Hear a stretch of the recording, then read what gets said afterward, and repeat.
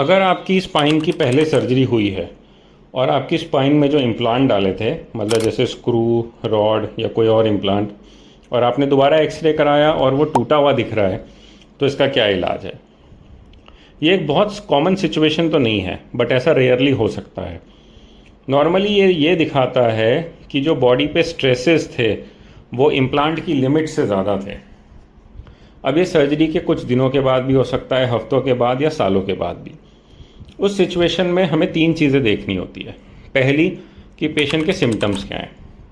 अगर पेशेंट को बहुत दर्द है, बहुत ज़्यादा दिक्कत है या नर्व पे प्रेशर आ रहा है, तो वो डेफिनेटली इलाज की तरफ जाता है। दूसरा, कि फ्यूजन हुआ है कि नहीं। फ्यूजन मतलब क्या अंदर हड्डी बनी है कि नहीं। नॉर्मली इस सिचुएशन में हड्डी नहीं बनी होती, इसीलिए इम्प्लांट टूट गया होता है। तीसरा, हमें ये देखना होता है कि जो इम्प्लांट टूटा है उसका स्टेटस क्या है। स्टेटस मतलब जैसे अगर रॉड टूटी है तो क्या एक तरफ की टूटी है या दोनों तरफ की।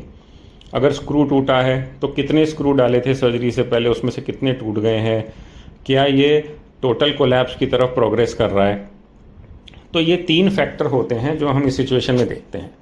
नॉर्मली इन्वेस्टिगेशन के लिए आपके डॉक्टर आपका सीटी स्कैन, एमआरआई और एक्सरे करके देखेंगे।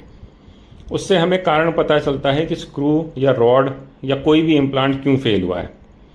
एक बार अगर हमें कारण पता चल जाता है तो हम दोबारा सर्जरी करके उसको रेक्टिफाई भी कर सकते हैं।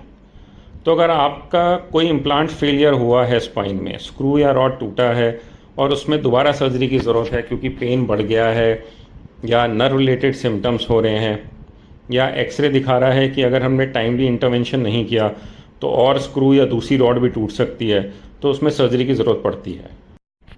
अब दूसरी सर्जरी में हमें ये देखना होता है कि क्या हम पुराना इम्प्लांट यूज़ कर सकते हैं या हमें पुराना इम्प्लांट निकाल के नया इम्प्लांट डालने की ज़रूरत है। तो ये डिसीजन नॉर्मली आपके स्पाइन सर्जन आपसे पूरा अच्छे से डिस्कस करने के बाद लेंगे।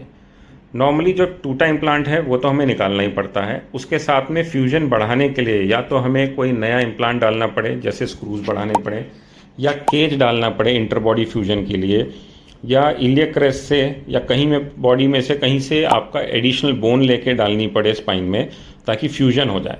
क्योंकि एक बार फ्यूजन हो जाएगा तो आपके इम्प्लांट्स ऑफलोड हो जाते हैं और उसके बाद इम्प्लांट फेलियर की पॉसिबिलिटी फ्यूचर में नहीं रहती। तो अगर आपने स्पाइन की सर्जरी कराई है और उसमें इम्प्लांट फेलियर हुआ है, स्क्रू या रॉड टूटे हैं, तो घबराइए मत, अपने स्पाइन सर्जन से मिलें और वो आगे आपको इसका पूरा इलाज बताएंगे। Thank you.